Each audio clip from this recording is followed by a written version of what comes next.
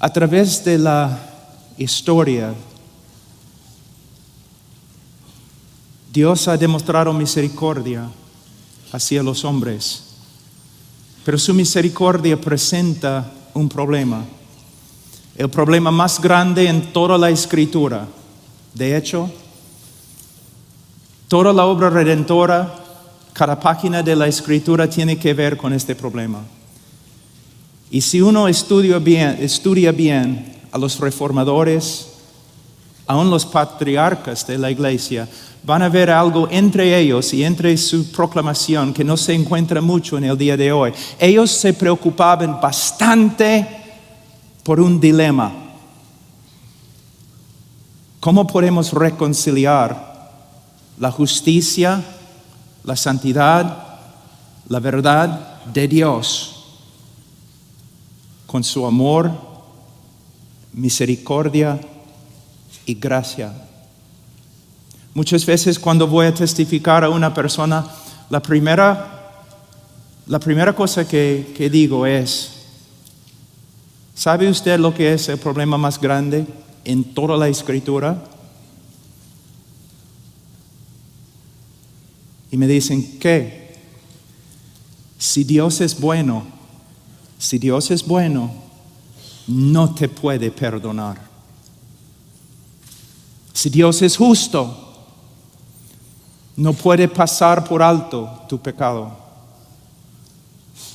En Romanos capítulo 3, Pablo nos muestra que es el dilema más grande en toda la Escritura. Es el problema filosófico teológico más importante. Pero en el día de hoy, los predicadores no hablan mucho de este dilema. ¿Por qué? Porque no estudian los atributos de Dios. Y porque no estudian, no entienden lo que las Escrituras dicen acerca del hombre. Pero un hombre que se dedica a conocer a Dios como se revela en las Escrituras, no solamente una parte, pero todo lo que la Biblia dice acerca de Dios. Y si el mismo hombre se dedica a entender lo que la Escritura dice acerca del hombre, entonces inmediatamente se presenta un problema tremendo. ¿Cómo puede un Dios tan santo, tan justo, pasar por alto, cubrir el pecado del hombre? No hay respuesta excepto en Calvario. Ahí, la primera vez en la historia de la historia, hay una manifestación de la armonía de los atributos de Dios. En la cruz del Calvario, si preguntamos, ¿Dios es justo? ¿Es justo Dios? Sí. ¿Cómo sabemos? Derramó su ira sobre su propio Hijo cuando llevó nuestro pecado.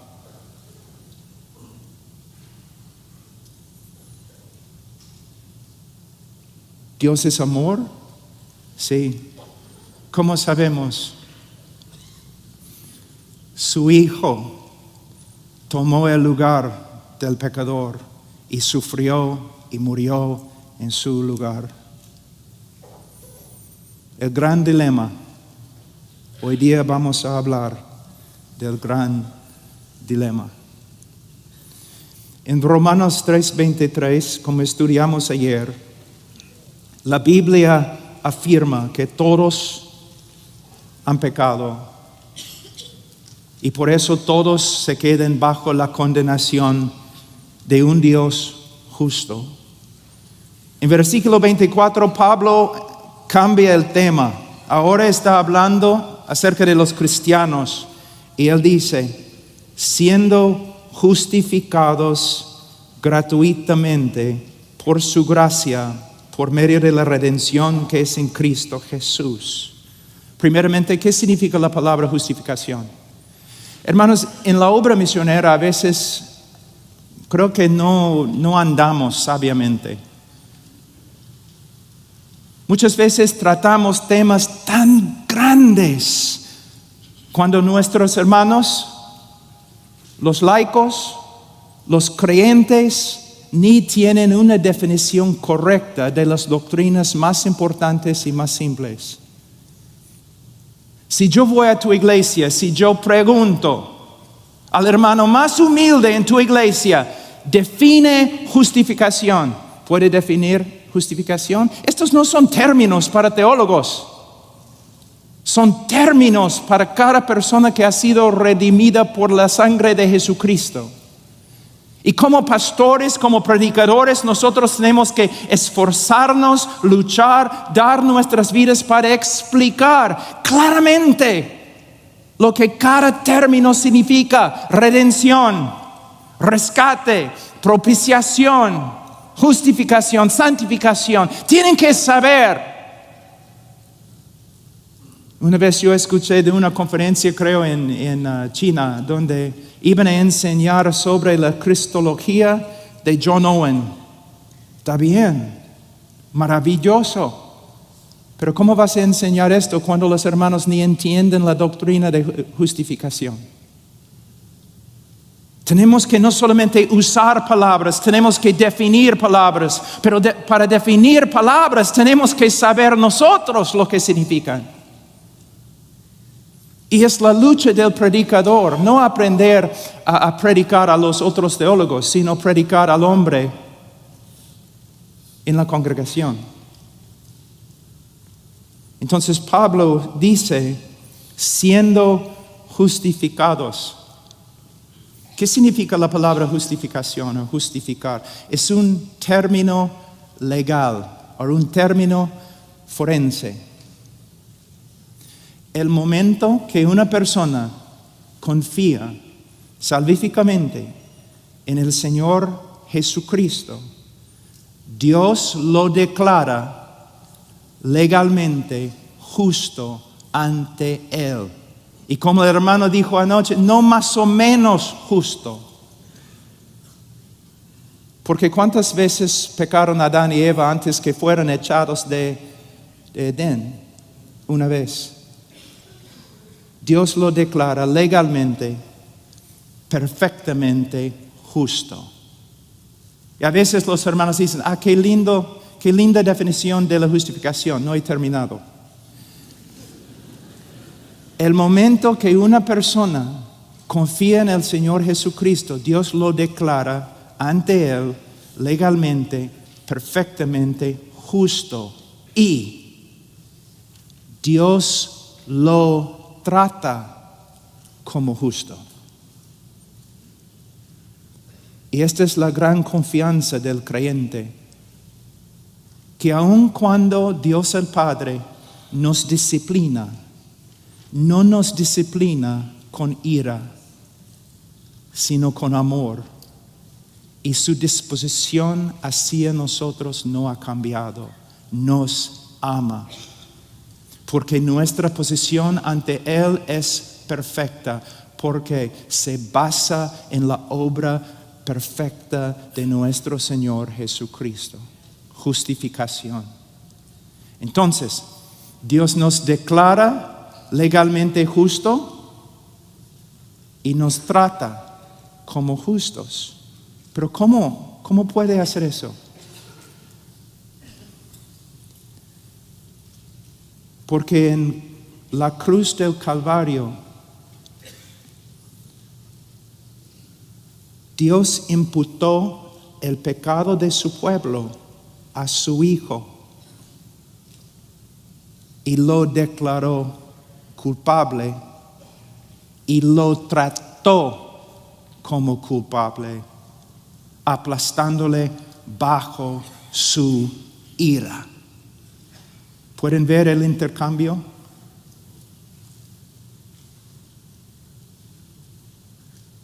Es el cimiento de nuestra salvación, la base.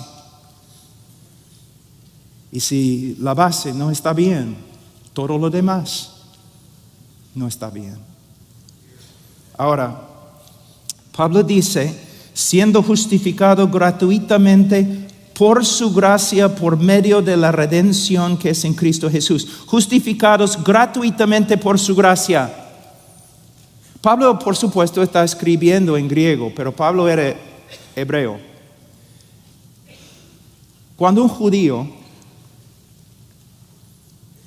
quiere enfatizar algo, repite, repite, repite, repite, repite. Amontona un término o una frase, uno sobre la otra, para enfatizar. Pablo está diciendo, básicamente, mira lo que está diciendo, siendo justificados gratuitamente por su gracia. Es casi una repetición. Salvación es un don, es un don, es un don, es un don, es un don. No de obras, no de obras, no de obras. Ahora, la palabra gratuitamente se traduce de una palabra en griego, dorean, que significa sin causa, sin causa, gratuitamente, sin causa. En Juan capítulo 15, versículo 25, la misma palabra se usa, escucha. Pero esto sucedió para cumplir la palabra que está escrita en la ley de ellos, hablando del Mesías, sin causa me aborrecieron. Cristo nunca le dio a nadie causa para aborrecerle, nunca. Ni una razón le dio a nadie para que le aborreciere. De la misma forma, nosotros nunca hemos dado a Dios una causa para justificarnos. Solamente hemos dado a Dios una razón para condenarnos. Entonces podemos ver, la salvación es de Dios. Algo muy importante.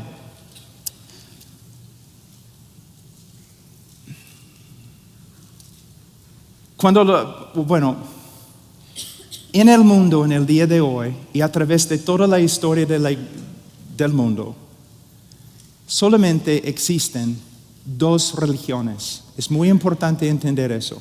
A veces yo digo a los alumnos, si ustedes tienen que tomar una clase sobre la religión, ustedes deben estudiar conmigo, porque los demás maestros dicen que hay miles y miles y miles de religiones en el mundo, pero yo digo lo contrario, hay solamente dos.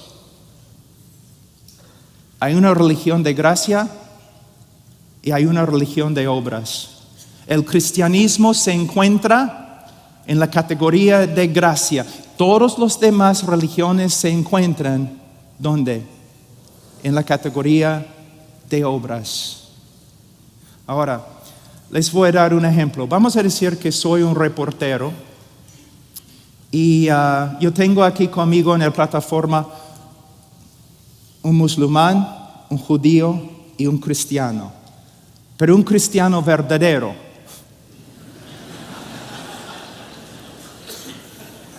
Es un animal muy raro.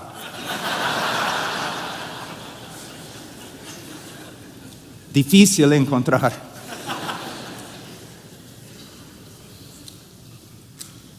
Pero cuando lo encuentras, lo sabes.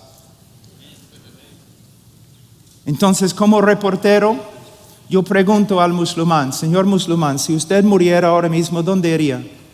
Y él me dice, al paraíso. ¿Por qué? Porque yo amo el Corán. He leído el Corán. Yo doy limosnas a los pobres. Yo he visitado los lugares santos. Yo soy hombre justo. Yo iría al paraíso. Está bien, entiendo. Señor judío, ortodoxo, si usted muriera ahora mismo, ¿dónde iría? Al camino de los justos. Yo iría al paraíso, al cielo. ¿Por qué? Bueno, yo amo la ley de Dios. Yo estudio la ley de Dios. Yo busco obedecer, someterme a la ley de Dios. Soy un hombre justo. Si yo muero, yo me voy al cielo. Está bien, entiendo. Luego vengo como reportero a al cristiano, Señor cristiano, si usted muriera ahora mismo, ¿dónde iría? Y él me responde con gozo, yo me iría al cielo. Y yo pregunto, ¿por qué? Y él me dice lo siguiente, en maldad he nacido y en pecado me concibió mi madre. Reconozco mis rebeliones y mi pecado está siempre delante de mí. Si el Señor tomara en cuenta mis pecados, no podría mantenerme en pie ante Él. Y como reportero yo digo, Señor, no entiendo. Al judío, sí entiendo, él va a ir al cielo porque dice que es un hombre justo, tiene mérito. Y el musulmán también, yo lo entiendo, porque él dice que es un buen musulmán, ora, limosnas, tiene mérito, es un hombre justo. Yo entiendo los dos, pero señor cristiano, yo no le entiendo. Porque usted me está diciendo que va a ir al cielo, aunque no tenga méritos, aunque merezca lo opuesto. ¿Cómo puede ser? Y el cristiano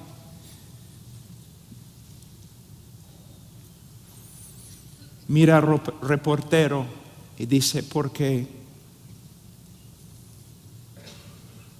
yo voy al cielo por causa de las virtudes, excelencias y méritos de otro, mi Señor Jesucristo, que vivió la vida perfecta que no pude vivir, que murió en el lugar de los pecadores y pagó la pena contra mí. Todo tiene que ver con la obra redentora de Cristo, la persona y obra de Cristo. Ahora, yo empecé hablando de un dilema, ¿no? Si Dios es justo, ¿cómo puede Dios perdonar al pecador? En Romanos 3, Pablo dice en versículo 26, para demostrar en este tiempo su justicia, a fin de que Él, Dios, sea justo y sea Él que justifica al que tiene fe en Jesús. Ese es el problema, el dilema que Él presenta acá. Y la respuesta se encuentra en la persona de Jesús. Pero lo que quiero hacer en este momento es yo quiero mostrarles que no es una doctrina nueva, o no es un problema que se manifiesta solamente en el Nuevo Testamento. Vamos a pasar por algunos textos en el Antiguo Testamento y yo voy a mostrarles que desde la caída, esto ha sido un problema, un dilema muy importante que solo encuentra su respuesta en Jesús. Vamos a Éxodo un ratito. Éxodo 34, versículo 6. Entonces pasó el Señor por delante de él, por delante de Moisés, y proclamó: el Señor, Dios compasivo, clemente, lento para la ira, abundante en misericordia y fidelidad. El que guarda misericordia a millares, el que perdona la iniquidad, la transgresión y el pecado. Wow. Muchos teólogos, yo soy uno de ellos, cree que esta es una de las revelaciones de Dios más grande en todo el Antiguo Testamento. Igual a Isaías 6, por ejemplo. Dios baja del cielo y Dios proclama quién es. ¿Y qué dice? Primeramente, Él habla de su carácter, que es compasivo, clemente, lento para la ira y abundante en misericordia y fidelidad.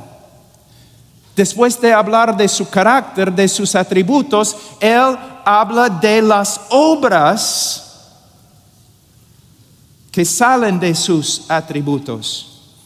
Versículo 7. El que guarda misericordia a millares, el que perdona la iniquidad, la transgresión y el pecado. por causa de quién es, un Dios de amor, de gracia, de misericordia, que desea demostrar misericordia, ¿qué hace? Él perdona iniquidad, transgresión y pecado. Muchas veces cuando un joven comienza a estudiar la Biblia y él ve algo como iniquidad, transgresión y pecado, él trata de discernir los detalles en el significado de cada palabra, qué está tratando de decir, pero no es la manera correcta de entender este texto. Los hebreos lo que hacían es, cuando querían enfatizar algo, ellos amontonaban un término sobre otro para enfatizar una verdad central. Y por medio de decir, perdona la iniquidad, la transgresión y el pecado, lo que Dios está diciendo es que Él perdona todo tipo o género de pecado.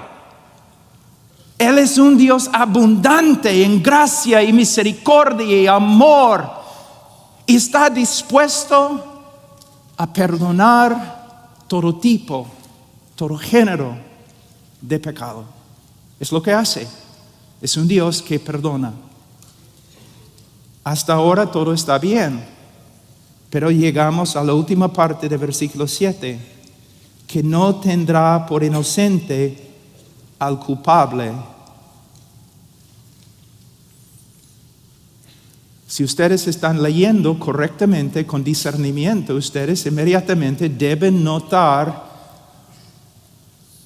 una aparente contradicción. Dios se revela como el Dios que perdona todo tipo o género de pecado sin excepción, y a la vez el Dios que va a condenar y castigar todo tipo y género de pecado sin excepción.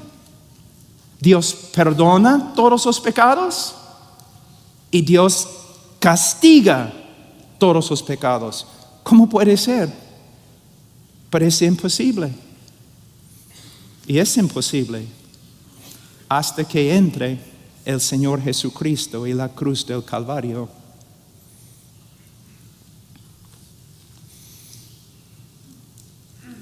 Dios va a castigar cada pecado que ha sido cometido desde la caída de Adán. No debes pensar que Dios no va a castigar tu pecado. Dios va a castigar todo pecado desde Adán. Los que creen en la obra redentora de Cristo, los que creen en la vida, la muerte y la resurrección de Cristo, Dios ha castigado cada uno de sus pecados en Calvario, cuando derramó su ira sobre su Hijo. Los que rechazan al Hijo, Dios castigará su pecado por toda la eternidad en el infierno. Entonces necesitamos entender algunas cosas muy importantes. Y tiene que ver también con el nuevo pacto, pero es otro sermón, lo que Cristo hizo en la cruz. Pero necesitamos entender algo, que Dios va a castigar tu pecado, pero lo ha hecho en Cristo. Otra verdad que muchas veces los hermanos no se dan cuenta, tan importante que es que la salvación es por obras.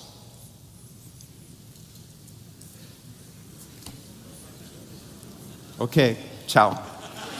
No, la salvación es por obras. Hay un pacto. Hay demandas. Para ser salvo, el hombre tiene que ser más que perdonado. Obras. Y de una forma nosotros somos salvos por medio de las obras, pero no por medio de nuestras obras, por medio de las obras de Jesucristo a favor de nosotros. Alguien tenía que cumplir las demandas.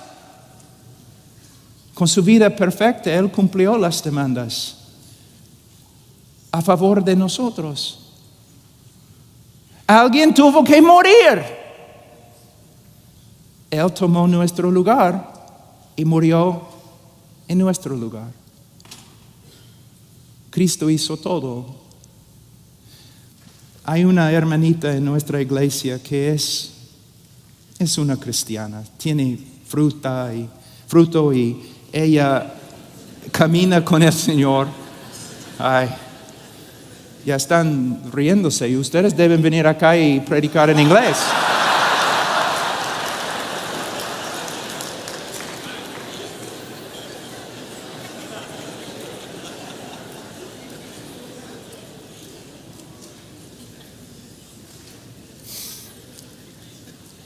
Pero ella muchas veces se turba en su corazón con respecto a la seguridad de su salvación.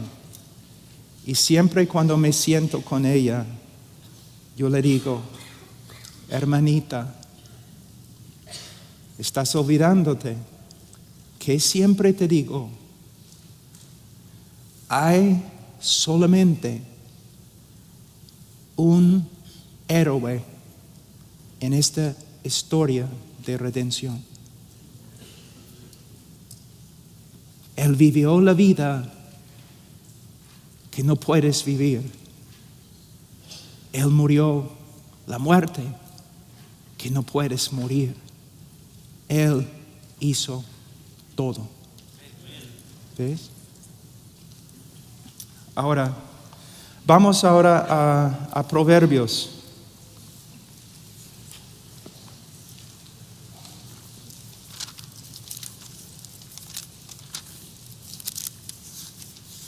Diecisiete.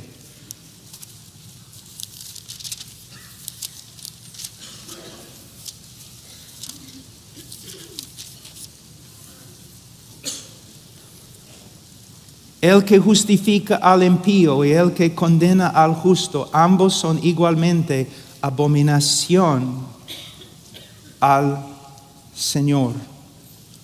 Ahora,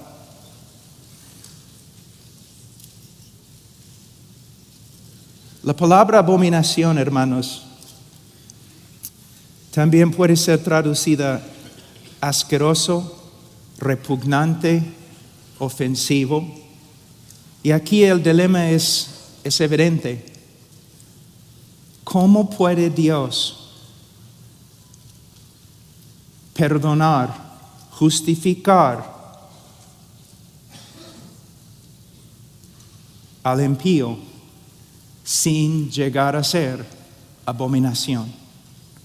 ¿Cómo puede Dios justificar al impío y mantener su justicia? Les voy a dar un ejemplo. Vamos a decir que regreses a tu casa una noche y ahí en tu casa tú ves un asesino y ha matado a toda tu familia. Tiene la sangre de tus hijos en las manos. Lo tiras al suelo, lo atas, llamas a la policía lo lleva a la cárcel y después, como 2 meses después, él tiene que ir a la corte, a tribunal y pararse ante el juez. Y todo el pueblo está reunido en el salón para escuchar el veredicto. Tus amigos, tus familiares, todos están esperando ver justicia.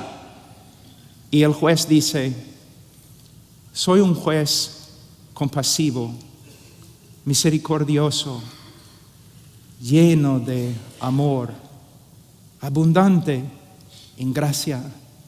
Y mira al criminal, al asesino que mató toda tu familia y dice, te perdono.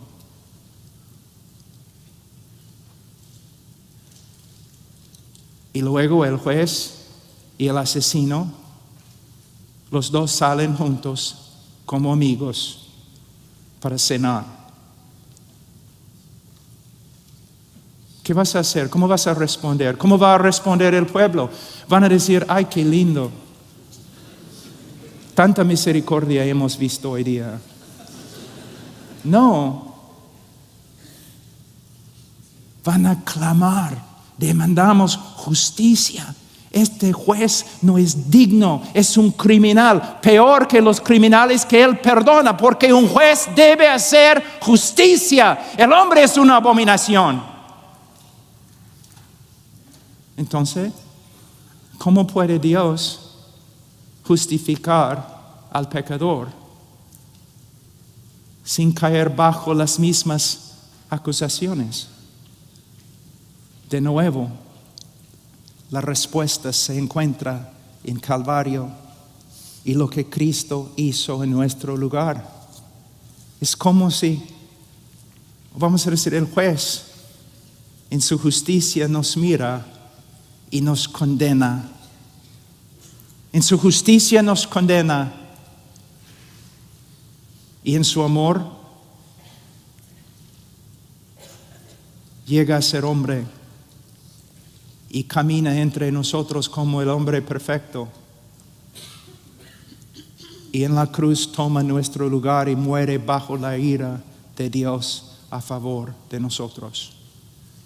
Solo en la cruz vemos perfectamente que Dios es compasivo, misericordioso y a la vez justo.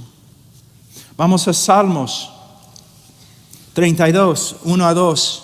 Cuán bienaventurado es aquel cuya transgresión es perdonada, cuyo pecado es cubierto. Cuán bienaventurado es el hombre a quien el Señor no culpa de iniquidad y en cuyo espíritu no hay engaño. ¿Ustedes pueden ver lo que David está diciendo en este momento? En los Estados Unidos, en inglés, nosotros tenemos una frase que no se traduce bien, pero decimos, cuando un juez es muy, muy corrupto, nosotros decimos que él barra la tierra o esconde la tierra, la contaminación bajo la alfombra. David está diciendo básicamente lo mismo. Dios cubre mi pecado.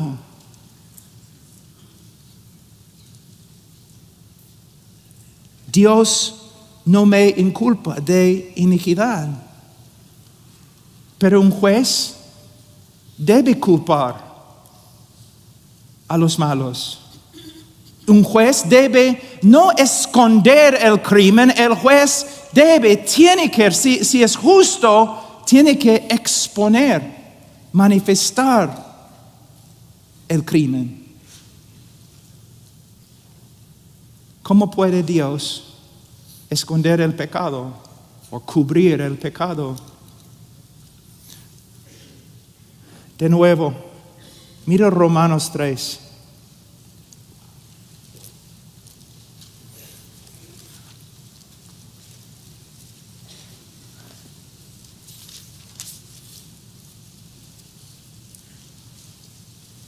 Versículo 25, hablando de Jesucristo, a quien Dios exhibió públicamente. ¿Cómo puede Dios cubrir nuestro pecado? Porque Él imputó nuestro pecado a su Hijo y lo exhibió públicamente en el centro religioso del universo. Y sobre la cruz derramó su justicia sobre Él.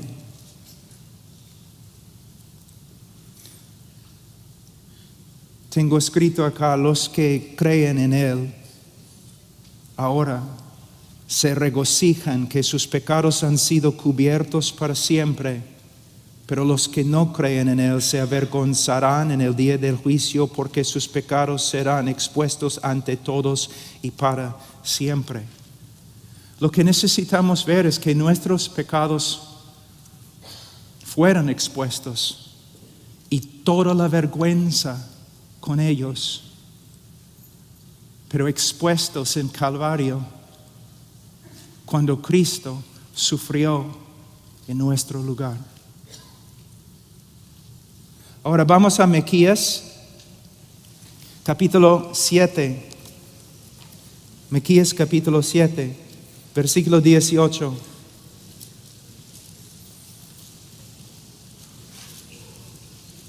Es un texto muy parecido a lo que encontramos en el libro de Éxodos 34, Miqueas. Miquea. Uno de los profetas menores que no puedes encontrar en tu Biblia. Ya.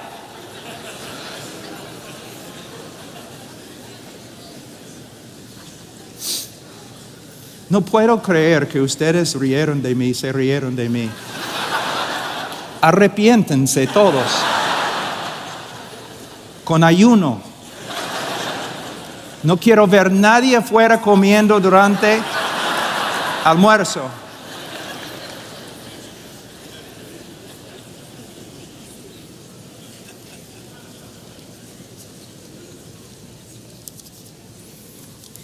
No es mi problema si no pueden pronunciar el nombre de Miqueas. Versículo 18, ¿qué Dios hay como tú que perdona la iniquidad y pasa por alto la rebeldía del remanente de su heredad? No persistirá en su ira para siempre porque se complace en la misericordia. Volverá a compadecerse de nosotros, hollará nuestras iniquidades, sí, arrojarás a las profundidades del mar todos nuestros pecados. Versículo 19 se encuentra en muchos himnos, cánticos, que se cantan por todo el mundo. Y es correcto cantar estas palabras con alegría, pero yo creo que se demanda más que alegría, solemnidad. Y los que solamente pueden cantar estas palabras con alegría no entienden el texto. Cuando uno lee este texto piensa, ay, qué lindo, Dios no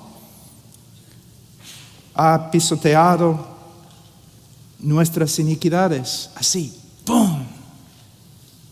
O que Dios, no, Él ha agarrado nuestro pecado como una bola y lo ha tirado al mar. ¡Qué lindo! Vamos a cantar con alegría. Hermano, no entiendes el texto.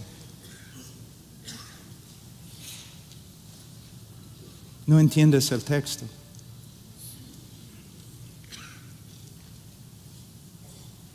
Dios agarró nuestro pecado y imputó nuestro pecado a su Hijo y pisoteó su Hijo bajo su ira. Dios tomó nuestro pecado como una bola, los imputó su Hijo, agarró a su Hijo y lo tiró al mar de su ira. Si tu labio no está temblando cuando cantas este texto, tú no entiendes este texto. Jonás era culpable y se tiró al mar para salvar al bote y los inocentes que estaban dentro. Cristo, el inocente, se tiró al mar de la ira de Dios para salvar la nave de Sión y los culpables que están dentro.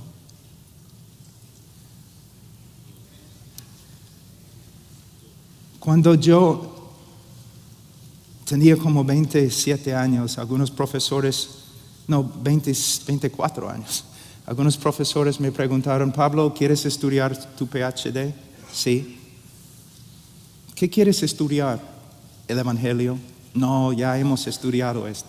Entonces no voy a estudiar mi PhD, porque quiero dedicar mi vida a estudiar una sola cosa. No soy un hombre inteligente, vengo del campo, de una hacienda pequeña.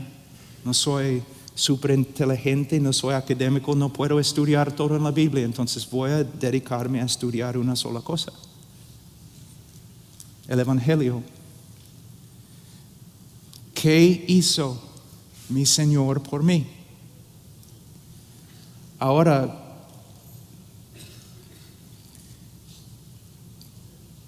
décadas han pasado. Muchas veces 3, 4, 5, 7, 8, 16 horas al día. Dios sabe que no estoy mintiendo.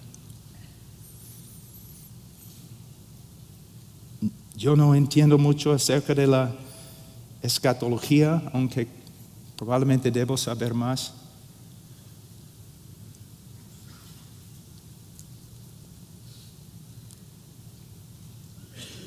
Pero el Evangelio, estudio el Evangelio, y después de más que 30 años estudiando el Evangelio, ni he subido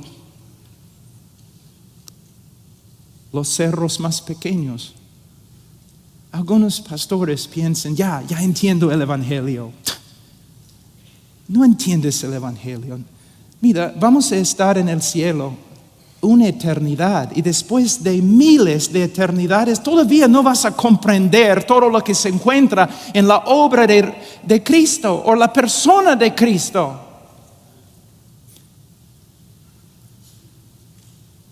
Cuando vemos lo que Él hizo en la cruz, cuando crecemos en nuestro conocimiento de verdad, la transacción, lo que sucedió ahí cuando murió, es absolutamente increíble. Varios, aún jóvenes, vienen a mí y dicen que falta motivación y no saben dónde sacar la energía y la fuerza para seguir adelante. Es porque no están estudiando lo que deben estudiar.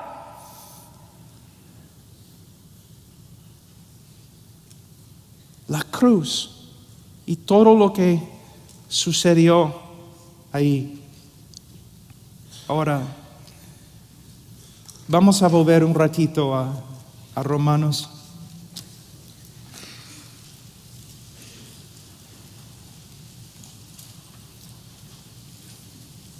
Hay dos palabras que vamos a ver brevemente.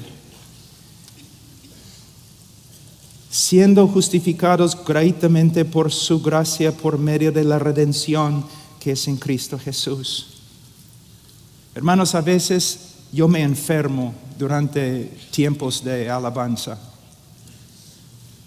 Cuando yo veo a los cristianos tan felices usando la palabra redención o Cristo como rescate, de verdad, con gozo está bien, pero fíjense lo que están diciendo. Él pagó el precio. Él compró nuestra libertad con su sangre. Con su sangre. Redención denota la liberación de un prisionero, un cautivo, un esclavo, por medio de pagar un rescate, por medio de pagar un precio. ¿Y cuál fue el precio? La sangre preciosa de Cristo. Pero hermanos, no es suficiente decir la sangre preciosa de Cristo y dejar de hablar. No es suficiente, especialmente en el mundo latino. Y mi familia viene de Croacia y los croatas son aún más católicos que ustedes. En la Iglesia Católica, la muerte de Cristo ha llegado a ser como algo romántico. Él murió como mártir. Y cuando vemos la cruz debemos decir, ay, qué pena, pobre Jesucito, que sufrió tanto.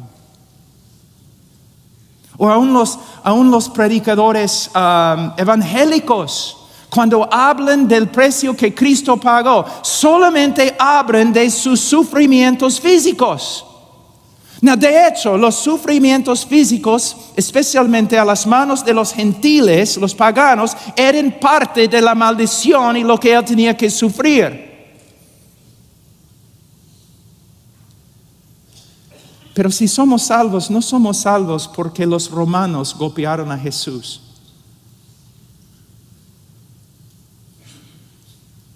No somos salvos simplemente porque sufrió físicamente. Ustedes recuerdan cuando Jesús estuvo en Getsemaní, que dijo que esta copa, Señor, no esta copa, no.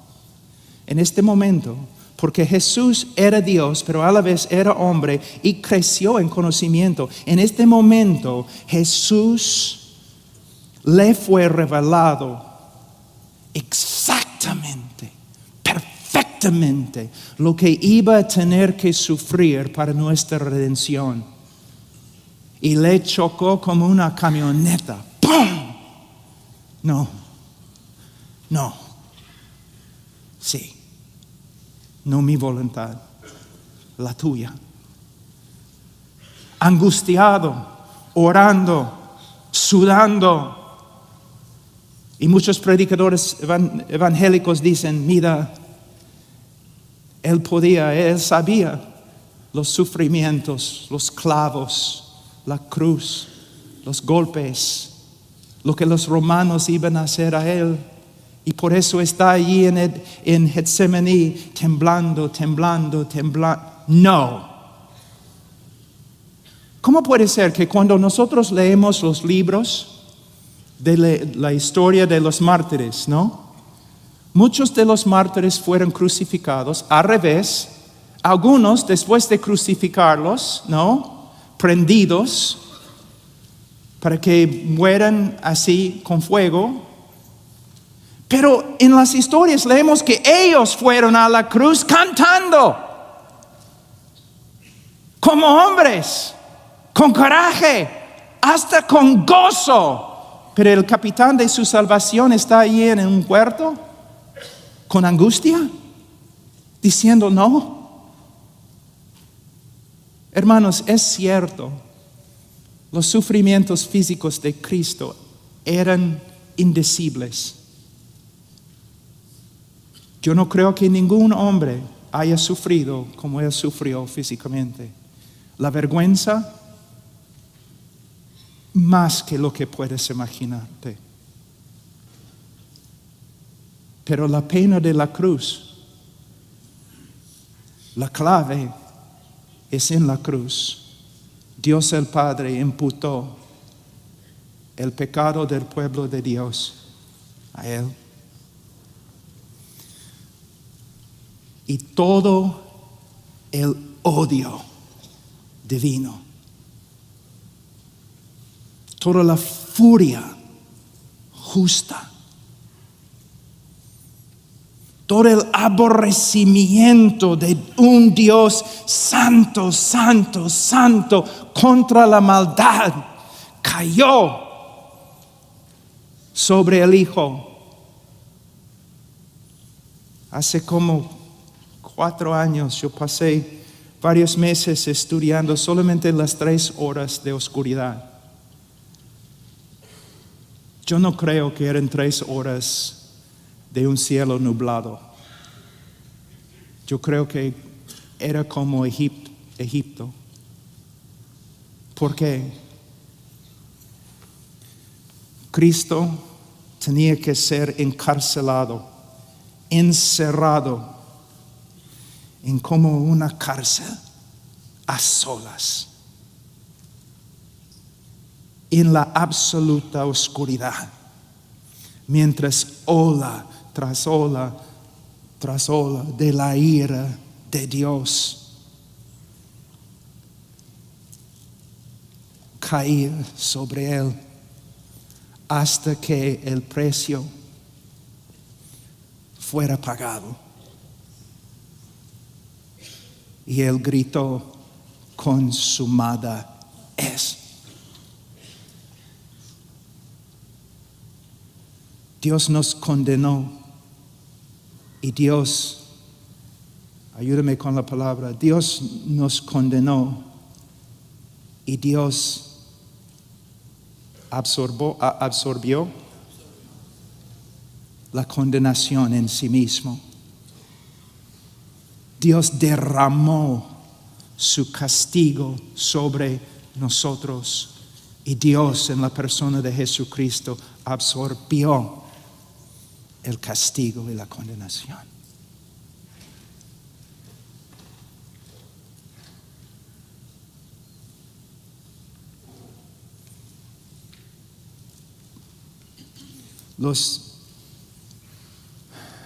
De nuevo, quizás van a tener que ayudarme.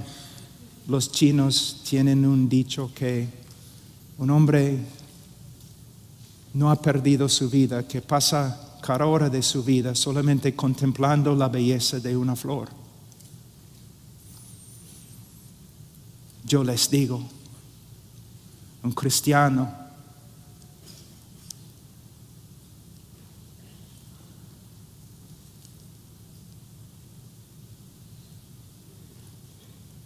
no ha malgastado su vida, habiendo dedicado su vida a simplemente contemplar la cruz del Calvario. ¿Por qué algunos hermanos y hermanas en la historia de la iglesia son tan excepcionales? Nacen de la misma raíz de Adán como nosotros. Entonces, ¿cómo es que llegan a ser tan diferentes? ¿Son mejores? No. Quizás es solamente una cosa, porque habiendo estudiado personas así a través de la historia, yo he llegado a la conclusión que hay una cosa que los separa de los demás, una visión más amplia de Cristo, una visión más amplia de lo que Él hizo en la cruz del Calvario. Hermanos, pastores, predicadores, ustedes deben ser como mineros. En Perú tenemos muchas minas y mineros, y a veces es un trabajo muy peligroso, muy costoso. El minero tiene que entrar a la mina en la oscuridad a veces, a solas, en el frío, con una linterna así buscando. Job 28, creo. Este es el trabajo del predicador. Ustedes se dan cuenta, mira, yo conozco hermanos en todas partes del mundo que aman al Señor más que yo. Y son mecánicos y carpinteros y policía y para sobrevivir y apoyar a su familia, ellos tienen que trabajar 16 horas al día solamente para poner comida en la mesa. 16 horas al día. Aunque son muy devotos pastores, ellos no tienen tiempo para estudiar. Es nuestro privilegio y responsabilidad. La razón por la cual estudiamos esta Biblia no es para ser más inteligente que los demás predicadores en la conferencia. ¿Qué me importa? Estudiamos la Biblia como un minero que entra en la mina horas y horas y horas cada día para sacar a la luz joyas de Jesucristo y presentarlas a los hermanos que no pueden entrar en la mina. Es tu trabajo, haz tu trabajo.